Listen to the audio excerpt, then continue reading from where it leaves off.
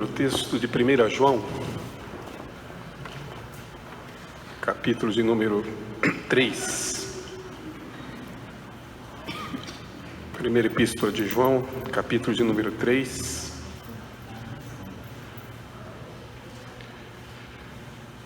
Verso de número 4. Deus nos diz o seguinte: todo aquele que pratica o pecado também transgride a lei, porque o pecado é a transgressão da lei. Sabeis também que ele se manifestou para tirar os pecados, e nele não existe pecado. Todo aquele que permanece nele não vive pecando. Todo aquele que vive pecando não o viu, nem o conheceu. Filhinhos, não vos deixeis enganar por ninguém. Aquele que pratica justiça é justo, assim como ele é justo. Aquele que pratica o pecado procede do diabo, porque o diabo vive pecando desde o princípio. Para isto se manifestou o Filho de Deus, para destruir as obras do diabo. Todo aquele que é nascido de Deus não vive na prática de pecados, pois o que permanece nele é a divina semente. Ora, esse não pode viver pecando, porque é nascido de Deus. Nisto são manifestos os filhos de Deus e os filhos do diabo. Todo aquele que não pratica justiça não procede de Deus. Nem aquele que não ama a seu irmão, diz João, em nome de Deus.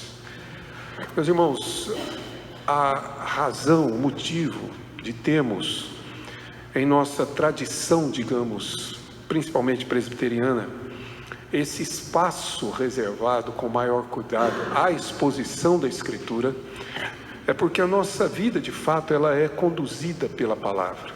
Ela precisa ser cumprida em nós aquilo que o salmista diz. A Bíblia é lâmpada para os nossos pés, é luz para o nosso caminho. E para isso precisamos compreender a Escritura. Esse é o nosso esforço semanal, digamos assim, de nos reunirmos e de gastarmos um tempo tentando compreender a palavra, tentando entender o que ela nos ensina, tentando compreender porque exatamente aquilo que vamos ouvir tem total e plena relevância, implicações para a vida que vamos levar. Como viver, como de fato ser um cristão neste mundo, tudo isso é respondido pela Escritura e por isso que nós nos dedicamos tanto a entendê-la. Nesse esforço nós temos tentado compreender essa epístola. Os irmãos sabem, a nossa prática é tentar compreender um texto no seu todo e não apenas um verso ou apenas uma parte. Como compreender esta carta que foi escrita por João? E desde o início, já há alguns meses, nós temos nos dedicado a entender aquilo que aqui está escrito. Para compreender esse texto, não podemos esquecer exatamente daquilo que já vimos e particularmente do propósito que João especifica ou explicita na sua carta. Os irmãos se lembram, no capítulo 1, no verso 4, ele diz que escreve para que tenhamos alegria. Nessa carta ele está dizendo para que a nossa alegria seja completa. Então o objetivo da carta não é fazer-nos pessoas tristes e pessoas, digamos, de alguma forma vivendo suas angústias e emburradas, como às vezes aparentemente são alguns cristãos. Se há um povo que deveria manifestar continuamente a sua alegria, somos nós.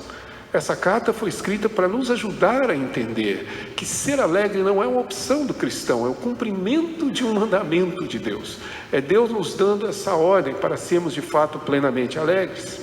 Essa carta diz no capítulo 2, no verso de número 1, que estas coisas foram escritas para que nós não pequemos, porque é claro que a Escritura entende, que Deus entende perfeitamente bem, que o pecado é esse empecilho para que sejamos de fato felizes como Deus nos quer, para que sejamos alegres como Deus de fato deseja que sejamos, para que a nossa vida seja marcada de prazeres como Deus de fato deseja nos dar.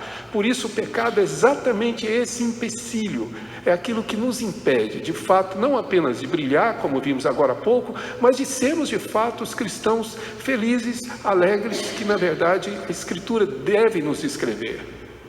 E também diz ele no capítulo 5, verso 13, que o propósito da carta também é especificado para que nós tenhamos certeza, e certeza dessa vida eterna, certeza que pertencemos a Deus, certeza que somos filhos dele, certeza fundamental para a paz no nosso coração. Retire essa certeza de sua vida e você vai viver uma neurose diária, continuamente angustiado, sem saber o que vai ser da sua vida, porque você não tem exatamente a certeza de que Deus é o seu Pai, de que Ele realmente cuida de você e de que as promessas que Ele fez serão cumpridas em sua vida. Por isso, o texto, na verdade, de toda a carta de João, tem esses objetivos.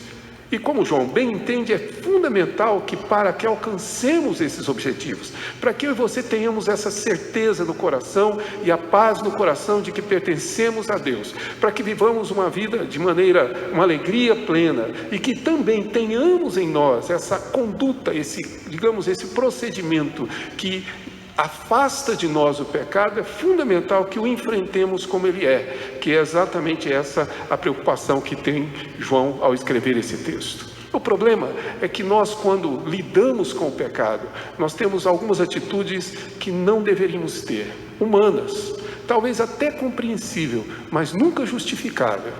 Mas temos essas atitudes. Uma delas é de nós, digamos assim, negarmos o pecado. Fazemos isso de diversas formas. Às vezes nós atenuamos, nós mudamos as palavras apenas para que elas não sejam para nós pecado. Eu estou irado, eu estou com raiva, com uma ira no coração maligna, mas ao invés disso eu digo, eu estou chateado com você.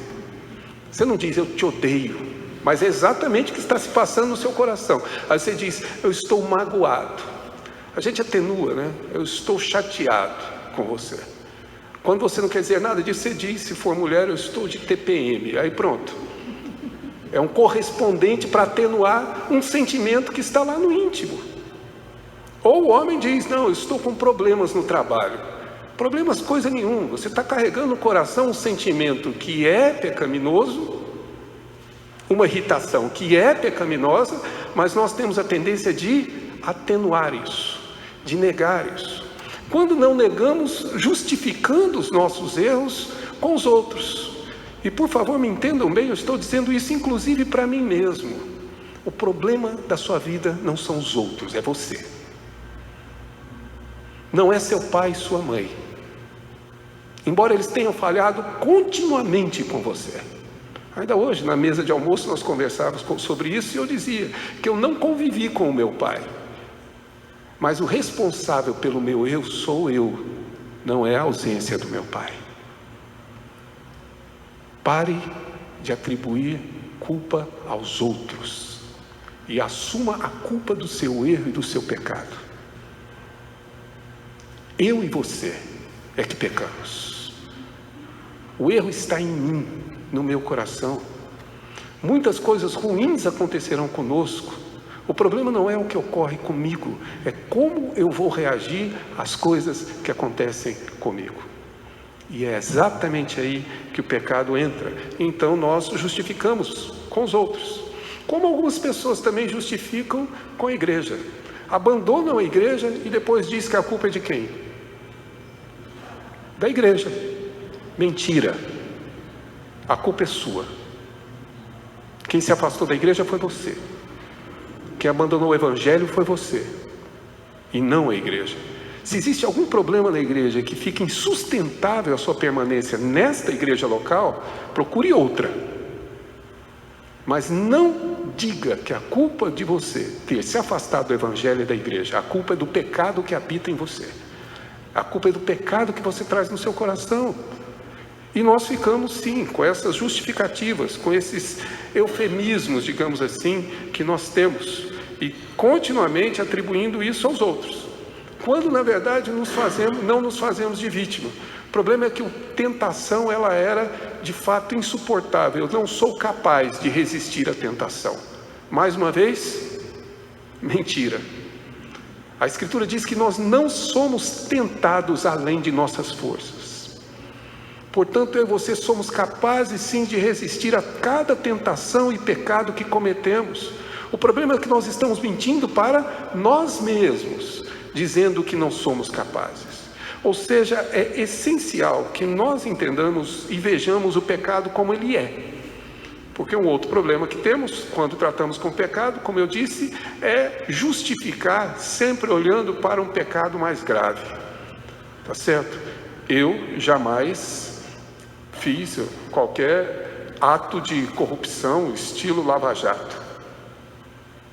Mas cometo minhas pequenas corrupções. Ou seja, eu sempre justifico dizendo que o pecado do outro é maior do que o meu.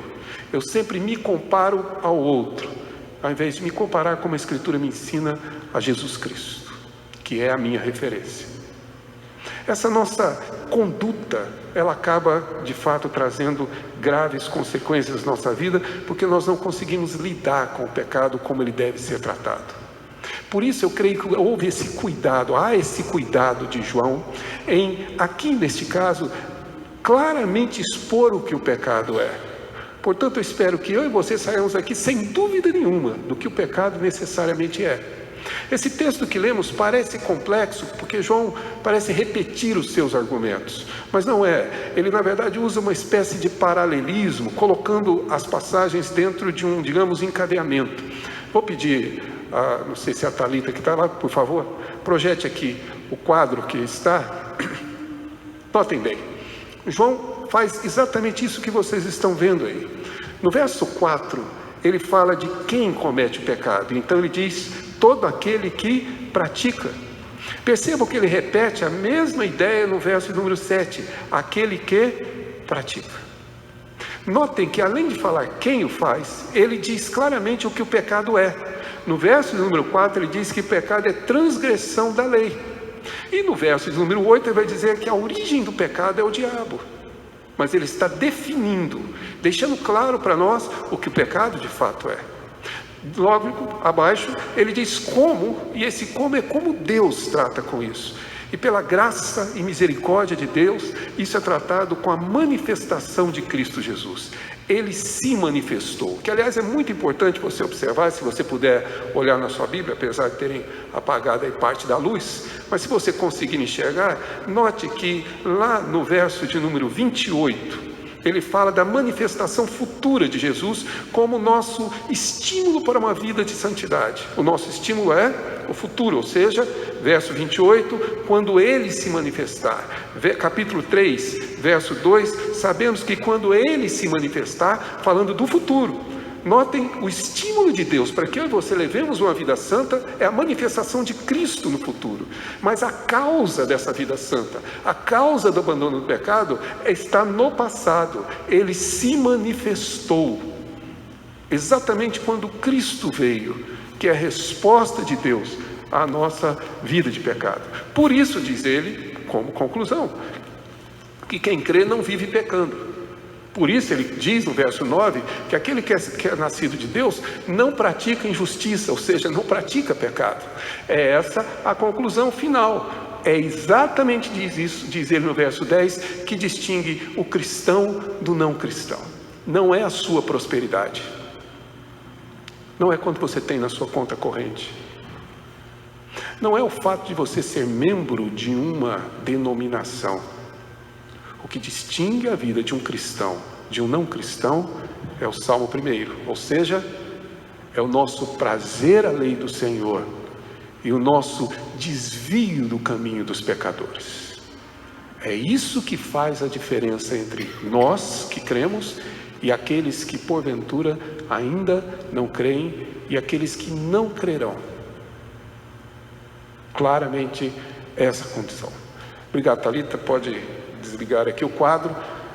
Se vocês quiserem depois, é só pedir, não tem problema. Isso não tem direito autoral nenhum. Aliás, direito autoral só tem Deus. Ele não cobra, quem sou eu para cobrar o que é dele? Então, fique à vontade, você depois pode obter o quadro. O que eu gostaria é de convidar os irmãos, então, a olhar para o texto de João sobre essa perspectiva que ele mesmo escreveu, sobre esse ponto que ele, de certa forma, descreve. Ou seja, quem comete o pecado? E João está dizendo que o pecado é universal. Todos, sem exceção. Somos pecadores. Todo aquele que pratica o pecado, diz ele. Todo aquele, verso 7, que pratica a justiça, ou aquele que pratica o pecado, como diz o verso 8, ou seja, todo o que vive em pecado. Literalmente, praticar, aquele que pratica, é uma palavra só, originalmente. Ele vem no particípio, é como se fosse o fazedor de pecado. Para ficar mais literal, o fazendo, aquele que comete o pecado num ato contínuo. Tá? Dentro da língua grega, isso aqui na verdade é um particípio presente, então dá a ideia de alguém que continuamente peca.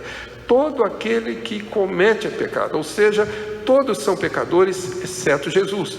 Todos cometemos o pecado. A diferença aqui está quando ele usa a expressão na prática do pecado, ou seja, que vive pecando, aquele que continuamente peca. A ideia aqui é claramente de uma diferença absoluta.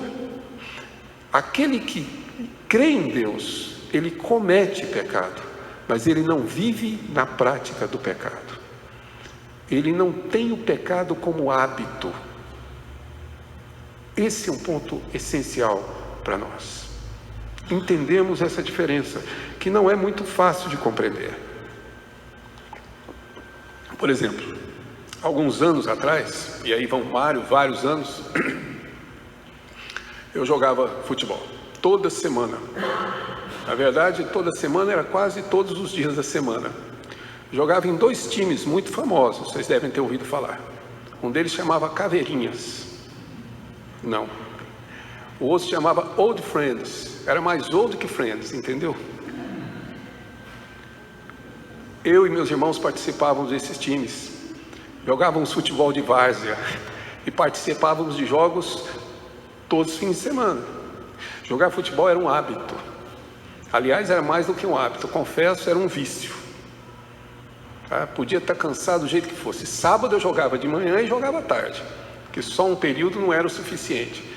Bons tempos que tinha fôlego para tudo isso. Hoje nem eu me canso no intervalo, entendeu?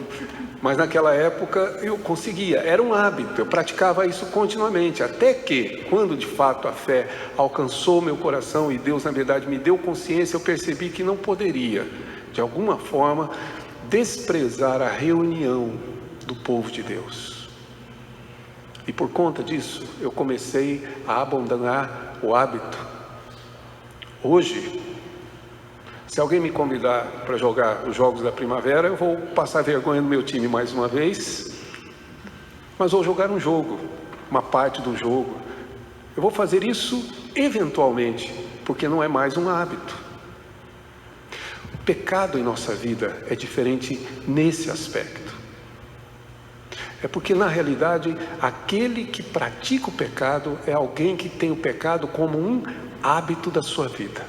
Ele vive pecando, e mais, ele tem prazer no pecado. Ele comete o pecado com gosto, com alegria, com prazer. Ele sente prazer no pecado. Mas aquele que crê, ele de fato comete o pecado. Contudo, o pecado em sua vida nunca será um prazer contínuo. Ele sofrerá com ele. E é essa a diferença que João aponta. Ou seja, quem comete pecado? Todos. Mas nós que cremos não podemos cometer o pecado como quem não crê. Nossa vida não pode ser marcada por esse tipo de hábito. E nem nós podemos justificar a nossa natureza pecaminosa para continuar a cultivar os pecados em nossa vida. A manter e cuidar do nosso pecado como a gente cuida de um pet, né? Cuido dele, dou um banho, shampoo, cuido, toda semana levo para tomar esse banho e levo para passear todo dia. Essa ideia de que o pecado não pode ser cultivado e mantido por mim, ele não pode ser preservado, eu tenho que lutar contra ele, eu tenho que ver o pecado como um inimigo meu, não como um animal de estimação, não como uma prática inofensiva, mas como algo que de fato é inimigo da minha vida. Essa é a diferença. E por isso ele não é um hábito. Ele é uma luta, uma guerra e um enfrentamento diário. Por isso é preciso que João defina o pecado para nós, que é o que ele faz logo depois, no verso 4 e lógico, mais adiante no verso de número 8. Veja bem, no verso 4 ele diz que o pecado é transgressão da lei. Verso 4, porque o pecado é exatamente isso, uma transgressão da lei. Aqui precisamos ter um certo cuidado. A palavra transgressão da lei é uma palavra só, mais uma vez no original, tá certo? É estar contra a lei, é anomia, ou seja, ser contra a norma, é ser oposto à lei. E a lei é, claro, uma referência à lei de Deus. O problema é que a nossa visão de lei, ela está deturpada. Nós olhamos para a lei de Deus como olhamos para a lei dos homens. Para nós a lei, ela tem o papel de nos proibir de fazer as coisas, tá certo? A ideia é que parece que Deus estraga prazeres. Quando a gente está mais se divertindo, é quando Ele diz, opa, isso não pode. Não é assim? Deus é cheio de proibições. Deus é cheio de empecilhos. Tudo que eu quero fazer, não posso. Tá? Minha religião não permite, como dizem brincando. E isso não é a verdade. Deus, em sua Escritura, nos dá liberdade para fazermos tudo o que quisermos. Deus não nos proíbe de nada, exceto uma coisa: o pecado. Fora o pecado, tudo é permitido. Mas aí está o problema. É que o nosso prazer, ele está apegado ao pecado. Essa é a nossa condição. Por isso é que nós olhamos a lei como uma espécie de proibição. Mas a lei, ela não existe para simplesmente proibir. A lei existe para proteger. Um exemplo, uma figura, só para nós entendermos isso. Até alguns anos atrás, alguns da minha geração também se lembram, nós andávamos por aí de carro sem usar. Aí veio a lei. A lei veio para estragar o nosso prazer, né? Cansei de viajar em porta-mala daquelas peruas antigas. Jogava o colchão no fundo, entulhava 15 meninos lá atrás. Era divertido, mas era perigoso.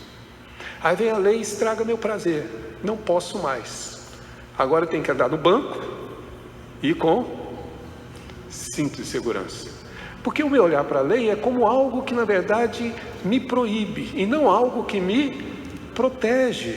Mas a lei do Senhor é exatamente oposta, é tão diferente que Tiago, e principalmente Paulo também, quando escreve sobre essa lei, chama essa lei de lei da perfeita liberdade. A lei nos liberta, ela não nos prende. Ela não nos escraviza, ou ela na verdade não nos trata como o pecado nos trata, como escravos de fato. Por isso é que a lei nos concede exatamente a liberdade para que vivamos conforme Deus quer. Esse é o nosso problema. Nós olhamos equivocadamente para a lei e a lei é transgressão. Por isso é que o texto expressa assim: é contrário à vontade de Deus, é se opor à vontade de Deus, que é boa, santa e agradável. E geralmente agimos, na minha opinião, como na verdade, uma senhora que contratou uma empregada, na verdade é tia do Samuel, e colocou a empregada em casa. A senhora tinha que fazer, entre outras coisas, fazer a refeição da família. E ela um dia me contando disse que tinha saído para trabalhar muito cedo, o marido também. Ela telefonou para a empregada dizendo: olha, eu deixei aí de fora uma carne moída para você fazer. Aí você faça a carne moída com isso, com aquilo, arroz assim, assim, assim. Quando ela terminou, a empregada disse: não vou fazer não. Falou: como? Não vou fazer não. Hoje eu não estou com vontade de comer carne moída. Eu vou, na verdade, é passar esses bifes que tem aqui e não vou fazer a carne moída.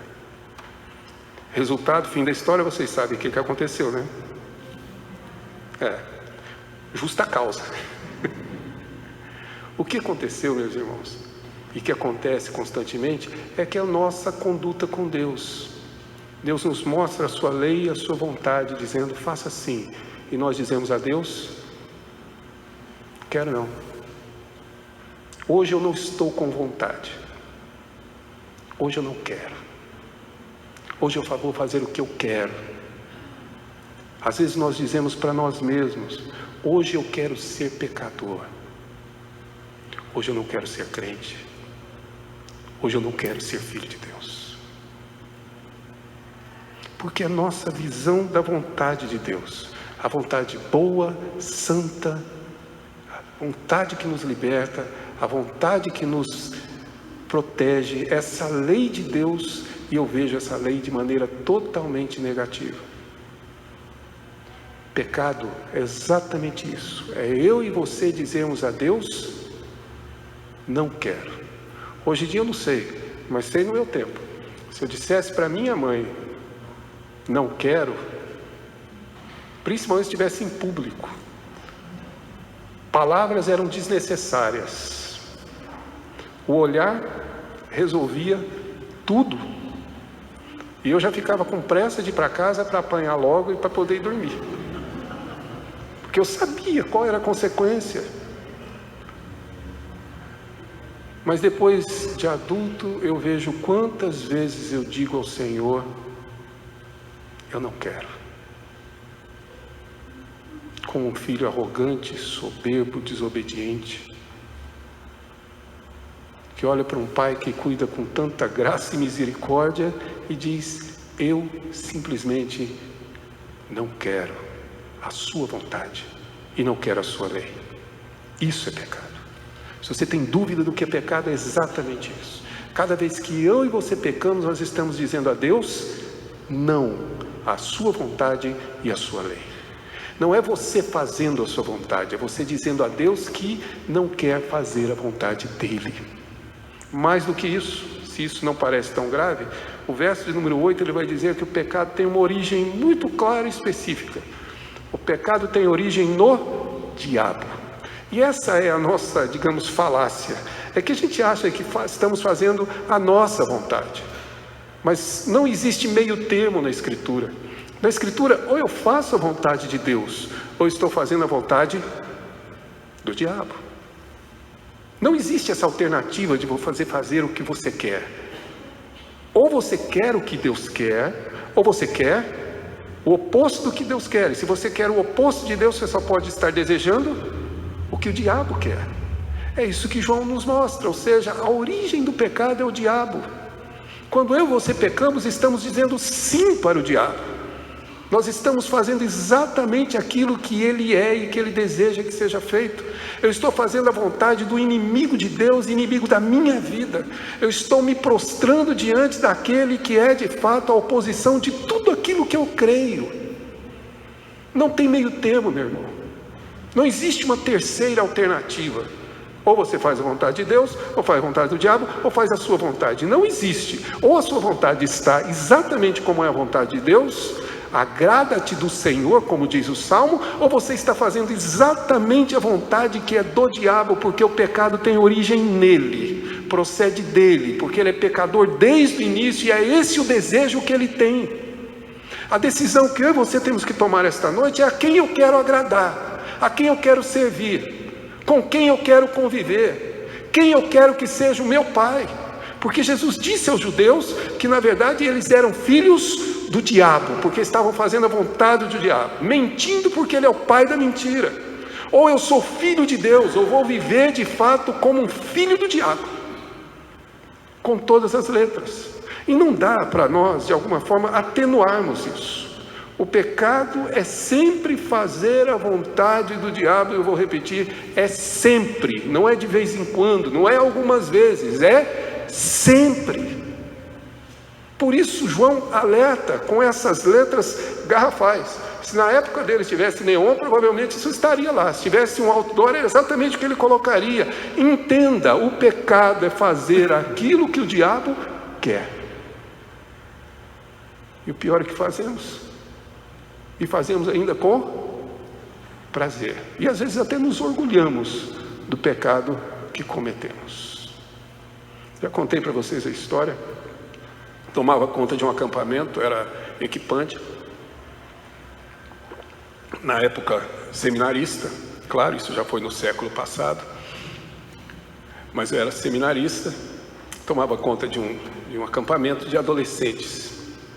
E havia, como sempre há nos acampamentos, aqueles jantares de gala, né? Para ensinar os meninos a convidarem as meninas. Então havia aqueles jantares, etc. E eu me lembro que eu estava à tarde de sábado, o acampamento tinha começado na sexta-feira, se não me engano. Eu arrumando a cama, entrou um adolescente e perguntou para mim, né, aquelas expressões carinhosas que eles usam conosco: ô velho. Quando é velho é ti, mas alguma coisa parecida com isso. Você já chamou alguém para... Eu falei, não vou chamar ninguém. Como não vai chamar? Não, porque na verdade eu tenho namorada, tenho uma namorada lá fora, não vou arranjar ninguém aqui dentro. E mas você é pai aí? Porque eu já peguei 2 e hoje à noite vou pegar mais uma. Detalhe, era um acampamento cristão. Outro detalhe, ele estava orgulhoso do pecado que ele cometeu. Arrogante e soberbo, porque ele havia cometido pecado. Pecado não é brinquedo. Pecado não é questão semântica. Pecado é o inimigo da sua alma. Se eu e você não estivermos atentos, nós estaremos fazendo a vontade do diabo. A origem do pecado, diz o texto, é o diabo. Ele é que, na verdade, dá origem a tudo isso. Por isso, não menospreze e nem diminua o pecado. Porque ele, inclusive, é extremamente ardiloso. Tá? Há muitas coisas, aliás, eu recomendo você depois ler um livro chamado Pecados Intocáveis. Tá? O livro é muito interessante porque nós elegemos alguns pecados. Tá certo? Para nós, pecado é sexo, é roubo e algum vício como droga, bebida, cigarro e essas coisas. Aí nós não tocamos, por isso que ele chama intocáveis, em outros pecados. A igreja não fala de outros pecados, como por exemplo, autopiedade, ansiedade. Pecados que a Escritura descreve como pecado, como eu já citei aqui, a ira, a mágoa, pecados que carregamos conosco, o nosso comentário ácido, sabe, aquela conduta nossa crítica de sempre. Todos esses processos que estão dentro de mim são pecados. E ao cometê-los, eu estou fazendo a vontade do diabo. E não transgredindo a vontade e a lei de Deus. Por isso Deus precisa vir em nosso socorro. E é por isso que João escreve dizendo que para isso, para esse propósito, percebam bem, verso de número 5, sabeis também que ele se manifestou para esse propósito é que Cristo veio, para tirar o pecado, ou seja, porque nele não existe pecado, porque Deus enviou Cristo ao mundo. Esse é o propósito. Segundo João, ele é quem tira o pecado de todos nós. Aliás, aqui ele provavelmente está citando o seu próprio evangelho, as palavras de João Batista que disse: eis o Cordeiro de Deus que tira o pecado. É ele quem arranca o pecado de nós. Ele não somente torna a consequência do pecado inócua, tendo sofrido em nosso lugar, exatamente na cruz, retirando de nós a consequência do pecado, a morte, o afastamento de Deus e tudo aquilo que o pecado traz sobre as nossas vidas, mas ele é quem arranca de nossas vidas o pecado diário e contínuo. É por isso que eu e você não vivemos pecando, é porque ele se manifestou, e na manifestação dele, ele tirou o pecado que havia dentro de mim e dentro de você. Em nós habita agora a natureza de Deus. É por isso que não podemos ter prazer no pecado, e é o que ele complementa no texto seguinte, no verso de número 8, quando ele diz que na verdade o que está em nós é a divina semente, palavra usada por João. Ele tira o pecado, nele não existe pecado algum, e porque existe uma completa incompatibilidade de pecado e, claro, nosso Senhor Jesus, e ele se manifesta em nós, e ele então, de fato, vem para destruir a obra do diabo e principalmente para nos livrar do pecado, porque em nós está plantada a divina semente. A palavra divina semente às vezes nos confunde, porque não é uma linguagem que usamos comumente. Literalmente a palavra semente aqui no grego é a palavra esperma, a mesma que fala, claro, da geração, da produção humana, digamos assim, da reprodução humana. A palavra semente, tanto que ele não se refere a nós como uma planta, mas como filhos, todo aquele que é nascido de. Portanto, tem muito mais a ver com o DNA do que propriamente com você plantar uma planta que vai crescer. Não sei se os irmãos estão entendendo. A linguagem dele é sobre exatamente essa geração. Filhos que, na verdade, pais que geram filhos e que levam consigo a sua carga, digamos, de DNA. Quando eu fiquei doente, quando houve o diagnóstico, uma das perguntas que eu mais respondi é: quem na minha família teve essa enfermidade? Graças a Deus, ninguém. Quem inaugurou fui eu.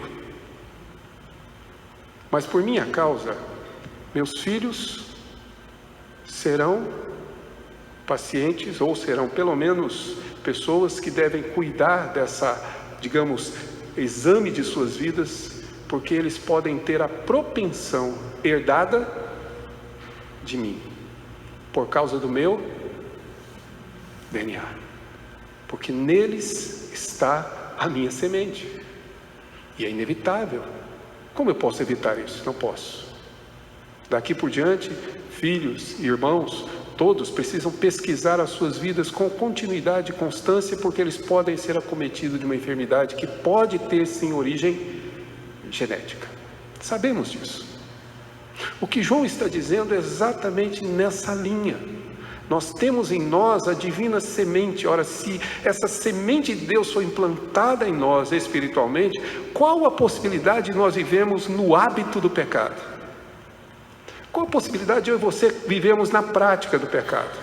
Não existe. É exatamente o que João está nos orientando. Não existe essa possibilidade, porque nós nascemos dele, somos nascidos dele, e agora que habita em nós a divina semente de Deus, então eu e você, de fato, odiamos o pecado. E cada vez que cometemos é um sofrimento profundo em nosso coração, por termos de fato desobedecido à santa e boa vontade de Deus. Mas graças a Deus que Ele se manifestou. Não existe solução para o pecado, a não ser a manifestação de Cristo Jesus. Entenda, sua força de vontade não vai vencer o pecado. A Bíblia não diz que é a força de vontade, a Bíblia não diz que é a mudança de hábitos, a Bíblia não diz que são exercícios espirituais, a Bíblia não diz, na verdade, que é uma boa vida religiosa que tira o pecado de nossas vidas. O que tira o pecado de nossas vidas tem nome, se chama Jesus Cristo. Ele é quem tira o pecado. Ele quem se manifestou para que nós pudéssemos viver então sem pecado. E essa é a conclusão do próprio João. Por essa razão nós somos livres de todo esse pecado, porque a natureza dele está em nós. Por isso eu gostaria de concluir com os irmãos, voltando agora os olhos para o verso 10 e para aquilo que começamos falando esta noite. Diz o texto que verso 10, capítulo 3, nisto são manifestos os filhos de Deus e os filhos do diabo. Não tem outra filiação. Não existe outra. Ou você sai daqui esta noite como filho de Deus, ou você sai daqui esta noite como filho do diabo. E a diferença não é a igreja. A diferença é a fé em Cristo Jesus. Lamento. Ou talvez fico feliz em informar que existe esperança. Mas a esperança está em Jesus. Não há meio termo. Ou nós saímos de uma maneira, ou saímos de outra. Mas se eu e você somos filhos de Deus, porque cremos nele, então, meu irmão, a nossa vida esta semana vai ser diferente sim. Aquele pecado habitual, Aquele que a gente tem no criado mudo, sabe? Que a gente coloca ali para usar em segredo, sem que ninguém veja. Aquele pecado que nós já nos acostumamos com ele. Aquele pecado que é a nossa, digamos, nosso bichinho de estimação, que a gente carrega conosco. Esse pecado, ele é meu inimigo. E convém que eu e você, esta semana, lutemos contra ele. Pecado não pode ser um hábito em nós. As palavras que eu vou dizer, os pensamentos que eu vou ter, os sentimentos que eu vou trazer no coração, a maneira com que eu vou tratar as pessoas, a forma como eu vou olhar para os fatos que acontecem comigo, a minha irritação, a minha ira, a minha mágoa, o meu desânimo, seja lá o que for que isso provocar em mim, eu devo entender que há no meu íntimo uma luta profunda contra o pecado, porque eu sou filho de Deus e não vou me acomodar ao pecado. Nisto é que está a diferença entre quem crê e quem não crê. Não é no quanto temos, não é na prosperidade que alcançamos, não é na saúde, porque nós vamos ficar doentes, aliás estamos ficando, a gente sempre está orando pelos nossos irmãos enfermos. Não significa, fiquei enfermo é porque na verdade tem algum pecado oculto. Não, meu irmão. A razão que nos faz distintos do mundo é porque eu amo a Jesus Cristo e por amor a Ele e por tudo aquilo que Ele já realizou em minha vida, porque Ele já se manifestou, e pela esperança que eu tenho futura, quando Ele se manifestar, eu vou viver uma vida em busca dessa santidade, porque a lei de Deus é meu prazer e eu tenho prazer em meditar nela de dia e de noite. Meu prazer não está no pecado, mas está na vontade dEle, na lei dEle. Por isso é que na verdade não somos e não podemos ser iguais. É impossível. Você pode, na verdade, dizer que discorda da Bíblia. Você não pode sair daqui essa noite dizendo que não a entendeu, porque João foi claríssimo, na minha opinião. A Bíblia foi clara para nós. Não precisava sequer de uma mensagem, ela mesma se bastava. Mas aprove a Deus nos ensinar por meio disso. E por isso nós sairemos daqui em busca de viver a certeza de que somos filhos de Deus. Para isso Ele escreveu. Em busca de viver uma vida plena de alegria. Mas isso só é possível se nós não pecarmos. Estas coisas os escrevi para que não pequeis. Mas, meu irmão, a palavra de esperança é o que está exatamente nesse capítulo 2, no verso 1. Verso 2, perdão. Se todavia alguém pecar, temos um advogado diante do Pai. Jesus intercederá por nós. Mas eu te desafio a concluir esse culto com prazer e alegria. E o nosso prazer é Deus, a sua palavra e a sua santidade. Que não seja tristeza, mas que seja o desafio e o nosso ânimo para esta semana, pelo menos esta semana, nós lutarmos contra o nosso pecado. E sermos homens, mulheres, idosos e jovens de Deus, porque todos pecamos. E que o pecado não seja um hábito. Ore a Deus. Peça a Deus para te dar força para vencer o pecado que te assedia.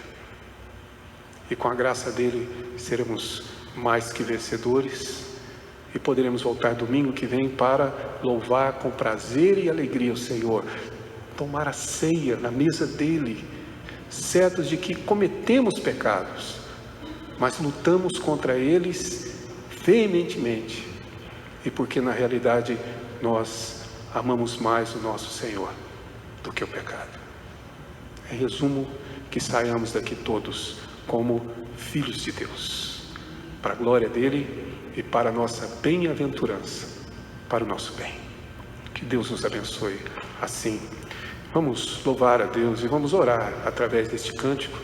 Nosso irmão Edson Becker irá nos conduzir mais uma vez, hino de número 132. que é de fato uma oração. Vamos orar através desse cântico.